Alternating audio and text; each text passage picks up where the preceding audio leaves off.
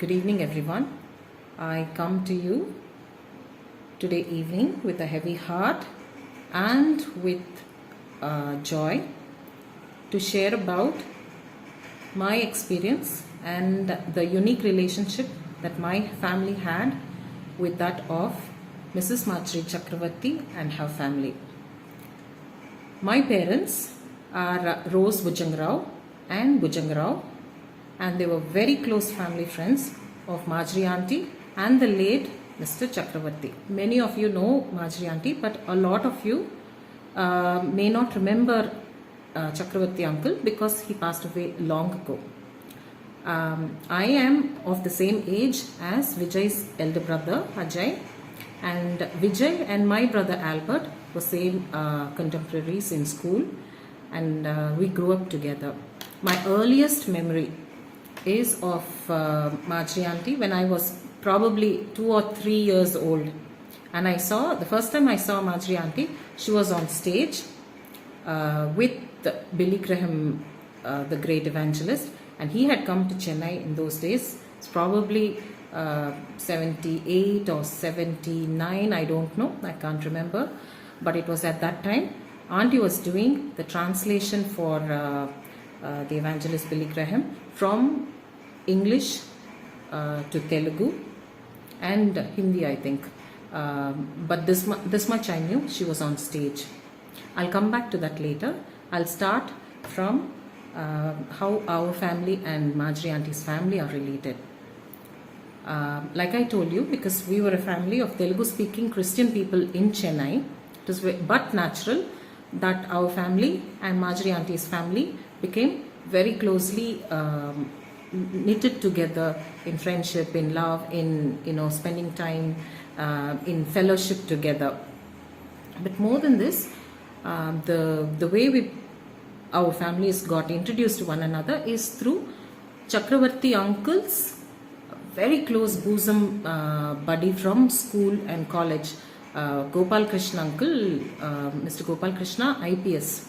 They both were supposed to be roommates in college, and I mean, as it happened, Gopal Krishna uncle was posted in Chennai in the IPS, and that is how we were introduced. That was way back when we were very small children. I must have been like 2 or 3 years old, and from that time onwards up to now, it's a journey of 40 years together. And our family has gone through a lot of ups and downs, and we have seen Marjorie Auntie through the good times, the bad times, and the good times until the very end. So it is with this, length of association that I want to share a few things about Marjorie Auntie. A lot of us know a lot about her, but these are some things that from my interaction with Auntie, what stayed in my heart, I wanted to share. My mother passed away in December 2018. That's about 2.5 years now. And my mother, Rose, had few friends in Chennai. I mean, she was not your extrovert. She had just a few close friends, but she was very close to them and she was very loyal to them. And in that inner circle that belonged to my mother, Marjorie Auntie was clearly a very important person. So when my mother passed away, I wasn't keeping so much close with Marjorie Auntie because work and we were traveling and all of that. But my mother always kept in touch with Marjorie Auntie, and the same way Marjorie Auntie kept in touch with my mother. They always met frequently or connected over the phone. They would have a cup of coffee together, share a meal together. So their fellowship continued through the years. So after Mummy died and then the lockdowns came, so we saw very little of, because mobility, all of us were restricted into our own spaces inside our houses, and we were not going out and meeting people. So when the lockdown was lifted in February this year, Marjorie Auntie sent me a long message, and I just want to share that message out with you. she goes on to say, about all the memories. She says, dear ones, our dear ones have gone, but we have memories of them living in our hearts, etc. She cooked food for us and she sent. She always, Auntie was a very good cook, so she, and when she cooked, it wasn't in one tiffin dabba or one little parcel. She has those huge, stacked carriers of food, no? Those large ones. She used to fill every container in the tiffin dabba with different items.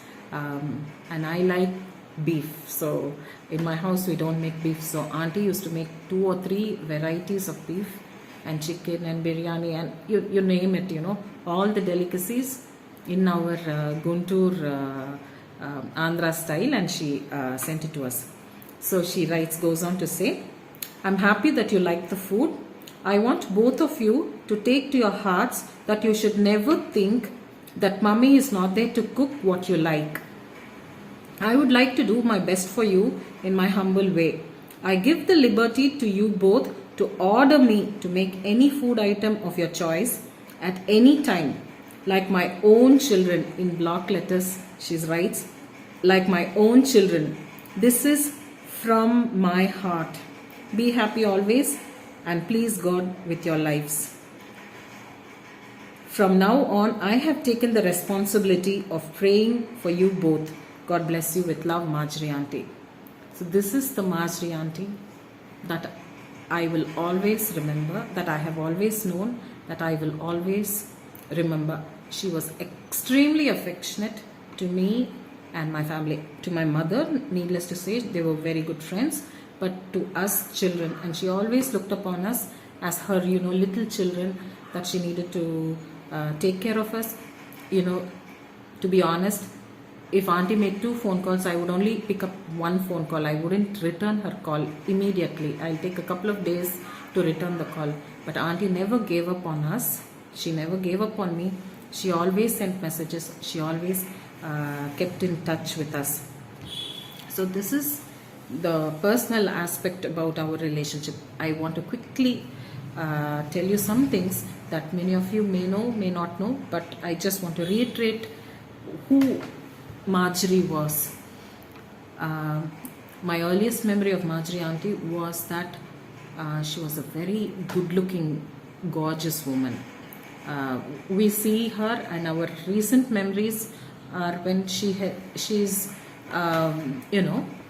grown children and she's of elderly woman. But I remember her as a young woman. And she was absolutely drop dead gorgeous. She was dark, but she was extremely well dressed and gorgeous. And she was one of the women that I looked up when I was growing up as she was a stunner. Back in the day, she was a total stunner, and she had this beautiful smile. And Auntie shared with me a story about how when they were working, Uncle and Auntie were working in the Michel field. They were the original founders of Compassion India. So when they used to have a lot of visitors from abroad come and visit the mission field, and somebody clicked a photograph of her in the field, and she had this lovely smile, and that picture in those days became a viral thing, and it's supposed to have been printed in a foreign magazine or something like that as the best smile. She really had a very beautiful, awesome, winning smile. And finally, if there is one lasting thing that I will remember about Auntie, I mean, the last few weeks since Auntie's passing, I have been very heavy in my heart to know that Auntie passed away. Little regret, because the last 1.5 years I didn't spend enough time with her. I regret that I should have spent more time with her, or returned her calls more frequently and spoken to her more. That amount of regret is there. But along with this heaviness, the one thing that sticks to me at the end is that Auntie lived life on her own terms. Vijay was sharing with me the other day and said he felt, oh, my mother stayed alone in the end, and he felt a little, a twinge of uh, regret for that. But I assured Vijay that Marjorie would have it no other way. She lived life on her terms. She lived alone, but that is how she lived with her head held high, and she would have it no other way. And such a dignified existence till the very end. And I think that is one thing I wish I will be until my very last living day. That's one thing I really carry with me about Marjorie Auntie. Amazing woman, and in front of my eyes, just like my parents, I saw them live their life until the end, and it's so beautiful. Our lives are definitely richer for having known them, for having experienced their love, and from having eaten out of their hands. May Vijay find peace, because losing the second parent is more difficult than we can imagine. But I pray in the days to come, Vijay will be comforted, knowing that Marjorie Auntie is definitely in a better place. For me, the comfort is that all our loved ones are leaving us and going, but up there they're having a blast. I can just imagine my mother, Marjorie Auntie, Chakravarti uncle, my father, Gopi uncle, all of them, sitting around a table and yakking and sharing jokes like in the old days. So that gives me comfort, and I'm sure they're definitely in a better place and having great communion with one another. May Marjorie Auntie's memory be a blessing to all of us.